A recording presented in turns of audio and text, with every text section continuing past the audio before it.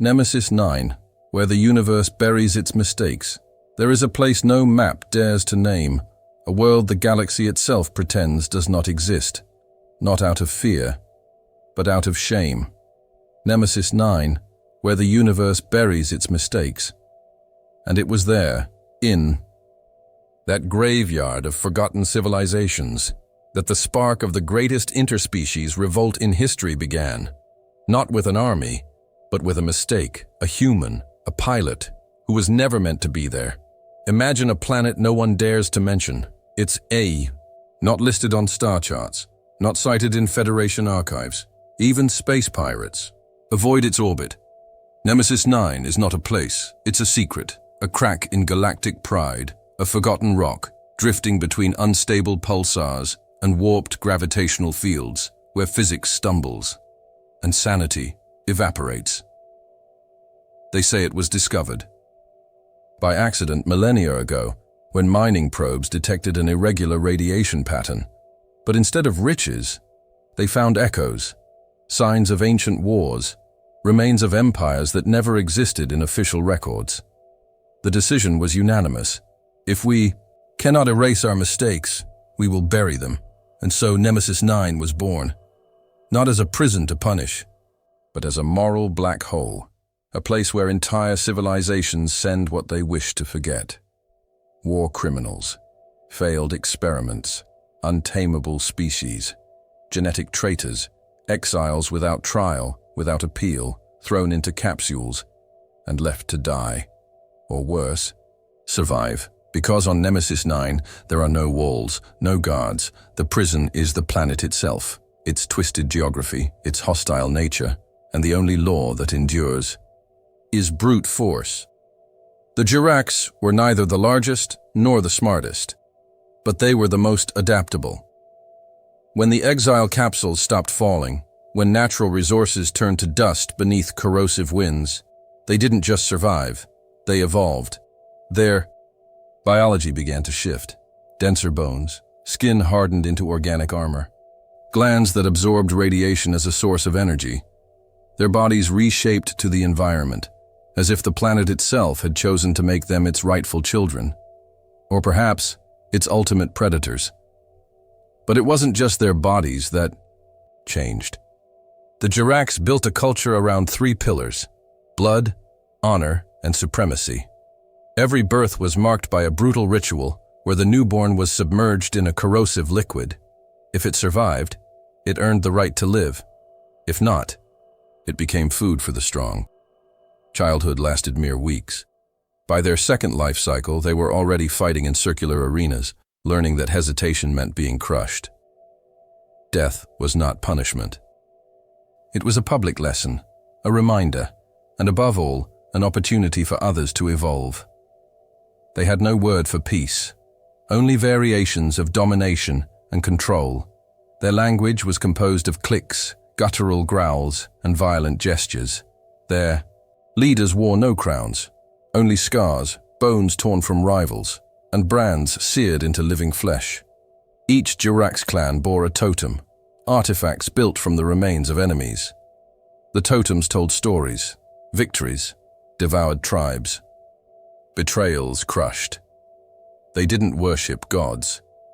They worshipped their most violent ancestors, remembered not through words, but through the screams that still echoed in the bone fields. And under this blind reign of strength, an endless cycle emerged. Every new leader had to prove their worth by killing the previous one. That's how the most feared of all was born, Tharzul, the first slaughter. They said he killed his own brood before hatching, that he devoured his mother during birth. Truth or myth, it didn't matter. Tharzul was feared because he brought order to chaos, not through diplomacy, but by exterminating every clan that refused to kneel. Under his command, the Jiracs spread like an infection. Rival clans vanished. Makeshift cities were crushed and reforged into fortresses of flesh and metal. They hunted new arrivals for sport. Exiles were thrown into arenas. If they survived, they became gladiators. If they lost, They were devoured in tribal feasts. Brutality became entertainment. But there was something more, a hidden purpose in Tharzul's gaze. He didn't just want to dominate Nemesis 9. He wanted to export his doctrine. He was preparing his people for war beyond the planet, for the day the universe would stop ignoring the Jirax and start fearing them. And meanwhile, the other exiles watched in silence, burying hope beneath layers of survival. No one dared resist. No one dared question. Until one day, from a sky torn by accident, something fell. Not a capsule, not a criminal, a human pilot, fragile, alone, utterly out of place. But like a spark in a dry field, his presence would ignite the question even Tharzul had never dared to face.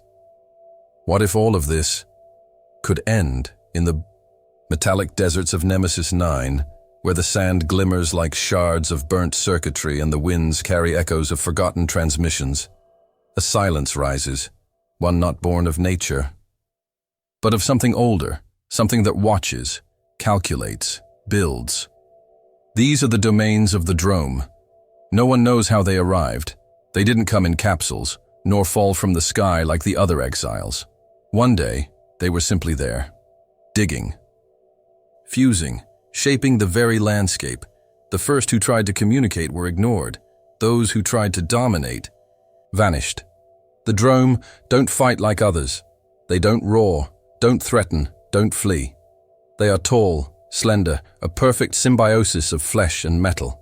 Their limbs rearrange. Their tools emerge from their own bodies. Their eyes glow in spectrums.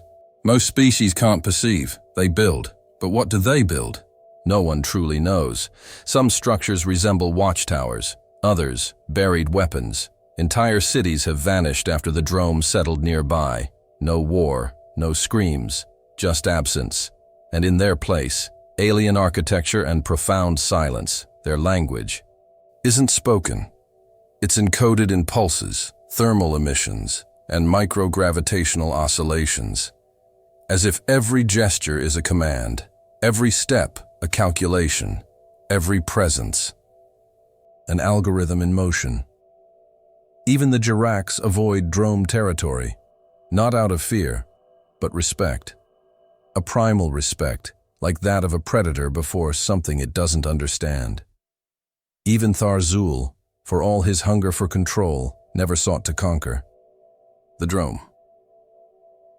He knew what others learned the hard way. You don't conquer what doesn't react. You don't destroy what predicted your move before you even made it.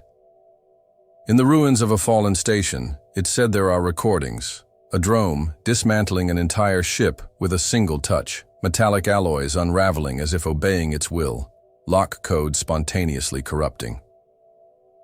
Weapons simply ceasing to function. Some speculate the Drome are not exiles, but observers sent by a forgotten civilization, or perhaps by something beyond the galaxy. Others believe they are remnants of a rogue artificial intelligence, one now replicating slowly, reshaping Nemesis 9 in its own image. But all agree on one thing. Where the Drome pass, something changes. The landscape evolves, technology adapts, and living beings either disappear or come back changed. They don't kill, they reprogram, and now, something is watching them. Because since the human fell from the sky, the Drome have halted all construction, a global pause, a silence deeper than any before.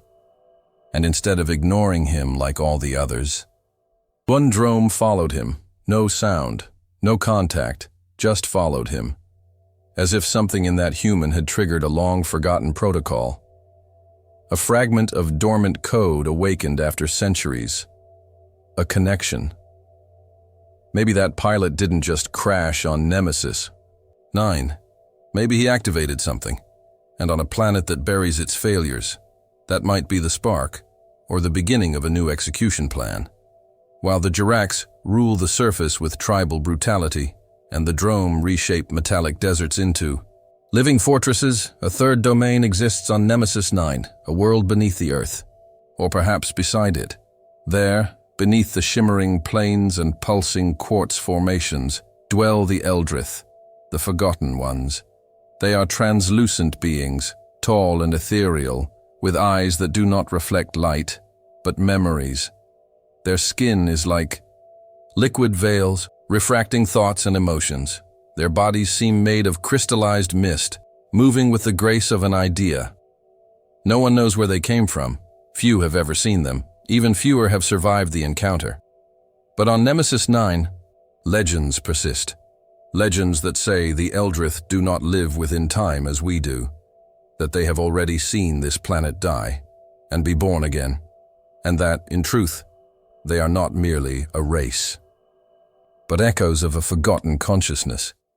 They communicate in mental whispers, not with words but with sensations, images, vertigo. Sometimes, a Jirax warrior feels a shiver before battle and steps back. Other times, a Drome pauses its construction, gazing at the sky as if grasping something. Impossible. They say the Eldrith do not interfere, do not rule. They only watch. But the oldest among the condemned, those rare few who have survived decades on Nemesis 9, tell a different story. They speak of an Eldrith prophecy of an external element, a catalyst, an error in the system, a human, not a savior, not a messiah, but a spark. The Eldrith have waited for that spark for centuries, waited for something that would make them break their millennia of silence, for someone to awaken the final fragment of a memory buried deep within the crystalline core of the planet. And in that silent moment, as the stars turn in their indifferent cycles and chaos reigns above, subtle murmur echoes through the collective mind of the Eldrith. He has arrived. Space does not forgive mistakes. A single miscalculation in a gravitational curve, and the impossible becomes inevitable. The Terran Federation reconnaissance ship, Ardentis, was never meant to cross the dark sector between the twin pulses of Kael'thur. But somewhere between sensor silence and an unexpected fold collapse, a digital scream echoed through the void and vanished. In seconds, space tore open. The flaming wreckage of the Ardentis tore through the atmosphere of Nemesis 9 like a suicidal comet, trailing destruction and awe in its wake. When the debris stopped roaring and the echo of impact sank into the dead valleys, only vapor remained. And him, the human. His name? Irrelevant. At least for now. He was not a soldier, not a strategist, mercenary, or elite scientist. He was just an auxiliary navigation pilot, an observer, a spectator of the cosmos. But fate, or failure, had just placed him at the heart of something far greater. Disoriented, wounded, his uniform torn by re-entry heat, he rose upon Livingstone. And then he saw the skies, black and pulsing. The me, creatures, watching him from the shadows, the mountains, breathing, the planet, alive and hostile. He had crashed on the place where the universe buries what it cannot forgive. The first to find him were the Bloodstalkers, scouts of the Jirax. They moved like beasts, sniffing fear, ready to tear apart anything that didn't kneel. But he didn't kneel. He didn't beg, not out of pride, but out of ignorance. He didn't know the rules of Nemesis 9, and so he didn't obey them, and it was precisely that ignorance, that absence of submission, that caused something to hesitate in the instincts of the hunters. They circled him, growled, struck him, but did not kill, because in his eyes they saw something different, a kind of fire that wasn't fury, it was doubt, a warmth that confused. Them, in that moment, the first spark of revolt appeared, not in the human, but within the Jirax themselves. The fear that someone who doesn't know their chains might teach others how to break them. And so, with blood on his face and no understanding of the language around him, the human was dragged away, not as prey, but as a sign. He would be taken to the high Bone Throne, where the leaders of the Jirax judge outsiders and execute heretics. But before the verdict, The planet would watch him, every species, every mind. Because that fall, that blazing impact, may have been the spark Nemesis 9 had waited for across centuries. The arena was made of bones, not metaphorically but literally. Columns of massive vertebrae held up a sky veiled in ashen. Smoke, polished skulls of extinct beasts formed the stands. The ground, a mosaic of rib bones, fused by time and fire. At the center, a pedestal with rusted chains, the place of the condemned. That's where the human was thrown, shackled, bleeding, watched. The Jirax gathered in ritual silence, their black carapaces, marked with fresh blood symbols. At the top, seated upon a throne forged from the spines of ancient creatures, sat Gorthan, patriarch of the Iron Pact. Kuranak Etel Votrax, shouted one of the leaders. The translation, years later, would echo in forbidden archives. This worm fell from the sky. Let it be crushed beneath our commandments. But the human didn't understand. Instead of trembling, he lifted his eyes, took a breath, and with a piercing gaze, he murmured, "Where am I?" The question, simple, meaningless to those present, landed like an offense, not because of ignorance, but because of the absence of fear. The crowd roared. Some demanded execution, others just wanted to see him broken. Gorthan descended slowly. Each step made the ground vibrate. His double jaw opened, revealing blood-stained fangs. He approached, massive, terrifying, and then stopped in front of the human. Studied him, silenced the crowd with a single gesture. He raised a claw and pressed it against the prisoner's chest. Pain or silence? He asked in a broken accent learned from past captives. The human hesitated. The question made little sense. I choose answers. Gorthan seemed confused. In that savage prison, where even silence was bought with suffering, no one had ever dared to ask. In a place where questions were weakness, this human was a statistical anomaly, and anomalies, when ignored, become cracks. Meanwhile, in the planet's remote places, others watched. The Drome, silent, recorded the event through their optical senses. The Eldrith, hidden beneath caverns of liquid light, felt a subtle tremor ripple through their collective consciousness, a being with no power, no weapons, no allies, and yet he fractured the order with a single question. The next day, he was released, not out of mercy, but as entertainment. The Jirax chose to keep him alive, roaming, watched, like a strange animal set loose in a hunting ground. But they didn't know that by freeing him, they were lighting a spark in the powder keg of Nemesis 9's forgotten history. He wasn't a warrior, but he did something no one else dared. He questioned, and on a planet built on submission, nothing was more dangerous than doubt. In the heart of the metallic desert, where sand is forged from corroded alloys and the wind carries echoes of extinct engines, something moves without sound. It does not breathe. It does not speak. It does not sleep. They are the Drome. Biomechanical constructs of unknown origin. Their forms resemble living sculptures, with joints emitting blue pulses at every movement. Some have extra limbs. Others, too many eyes.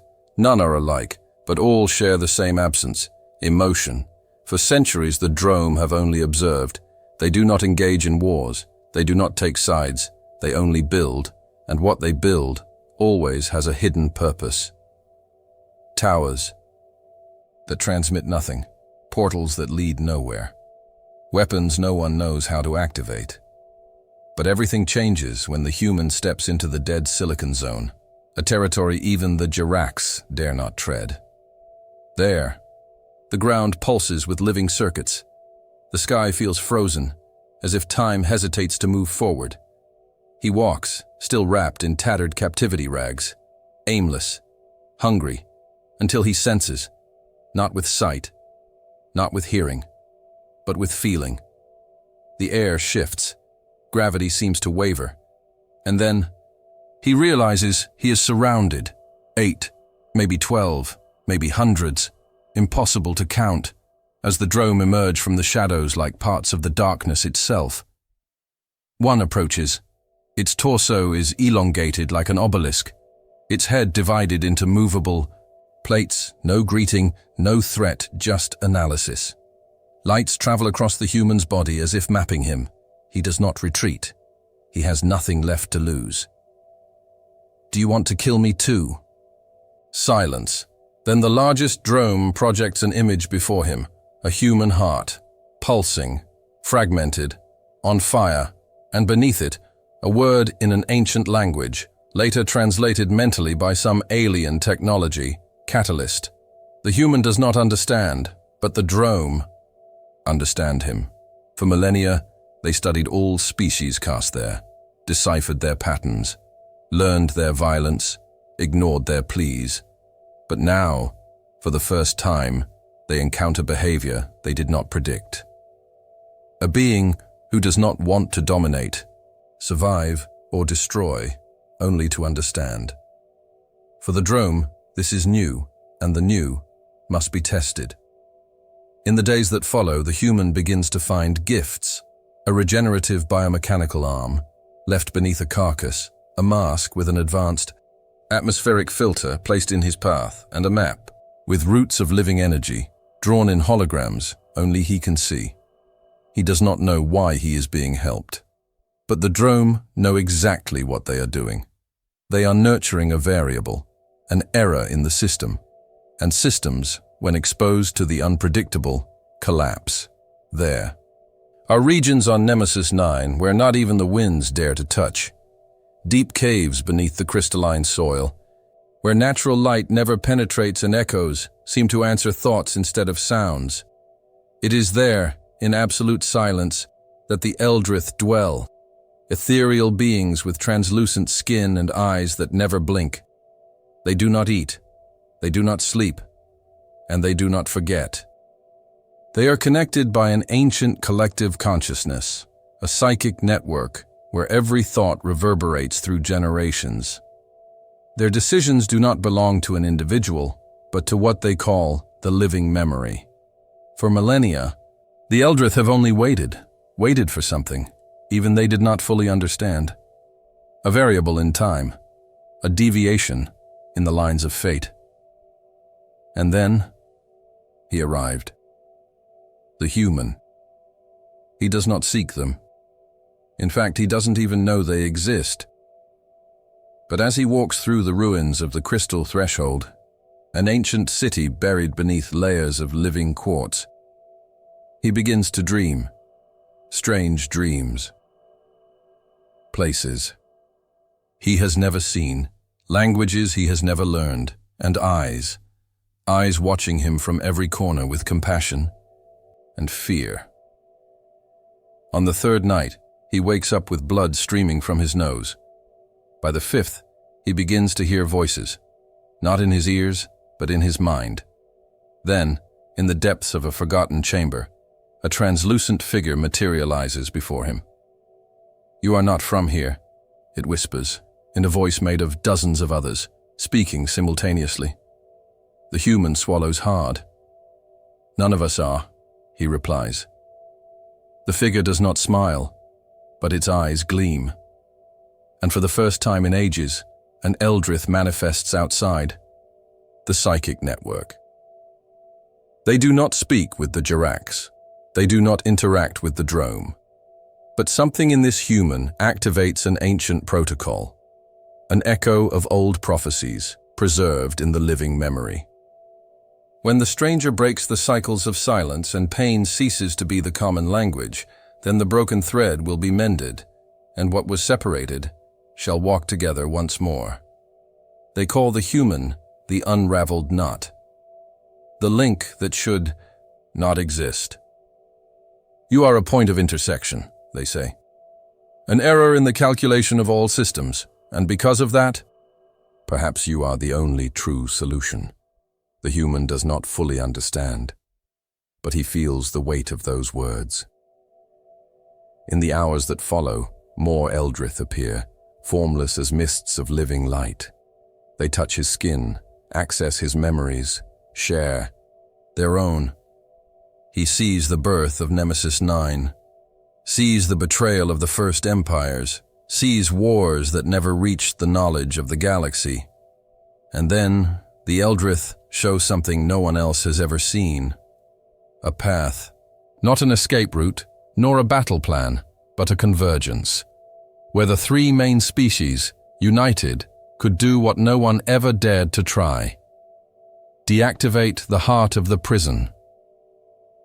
The energy core at the center of Nemesis 9, the source of its distorted gravity, the seal of eternal imprisonment.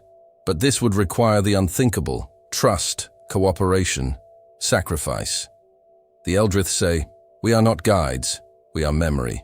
It is up to you, human, to decide the next cycle."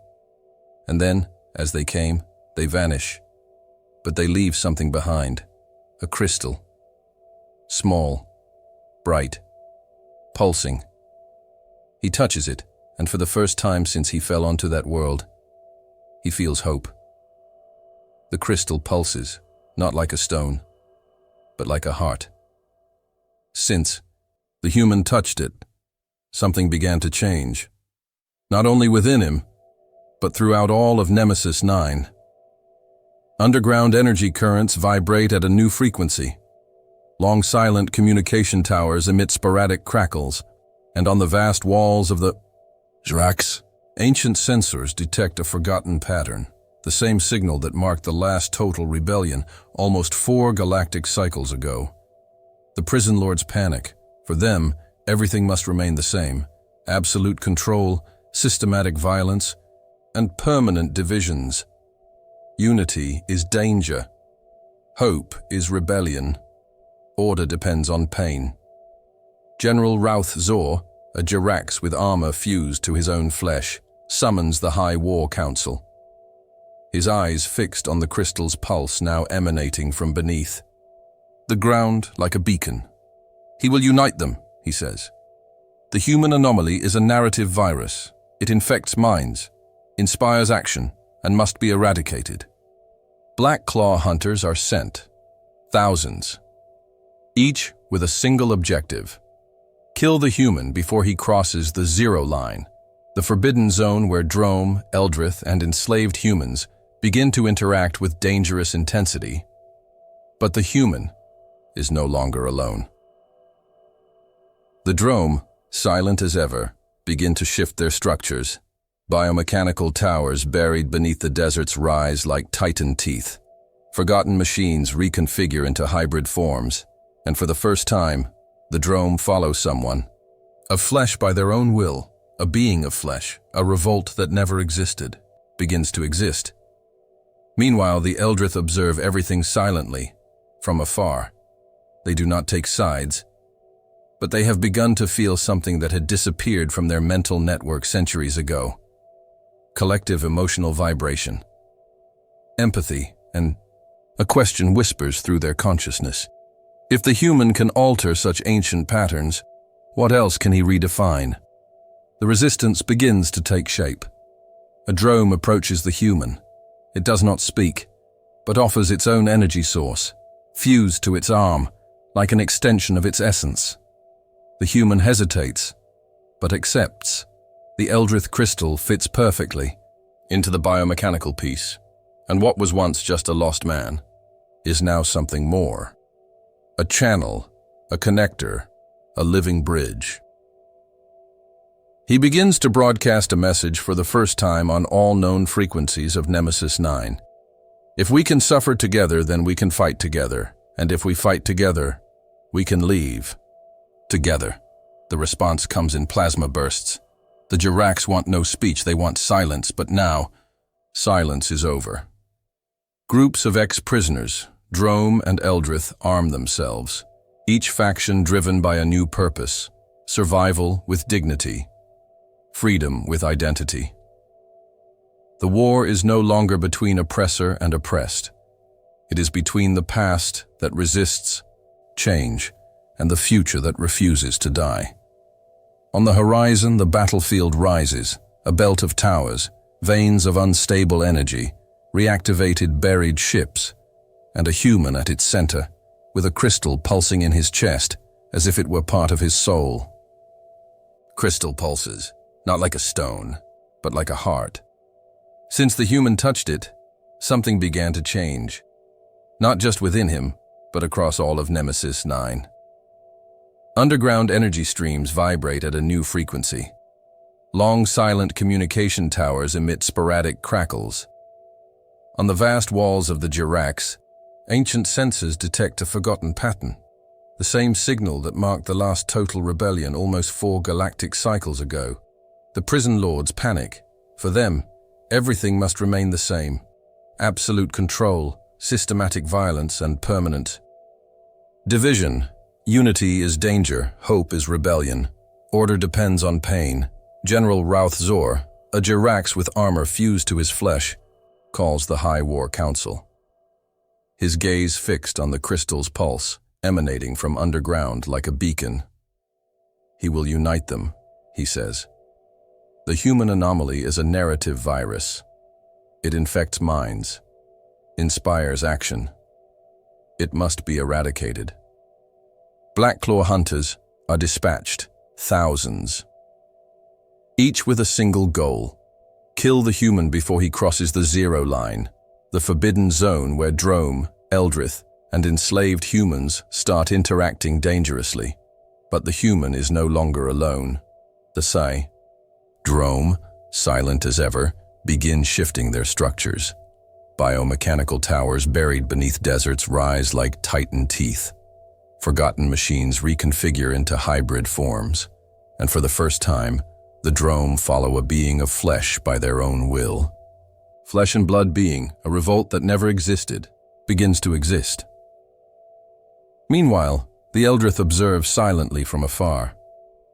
They don't take sides, but have started to feel something long lost in their mental network: collective emotional vibration, empathy, and a question whispers through their consciousness: if and the human can alter such ancient patterns, what else can he redefine? The resistance begins to take shape. A Drome approaches the human. It does not speak but offers its own energy source, fused to its arm, an extension of its essence.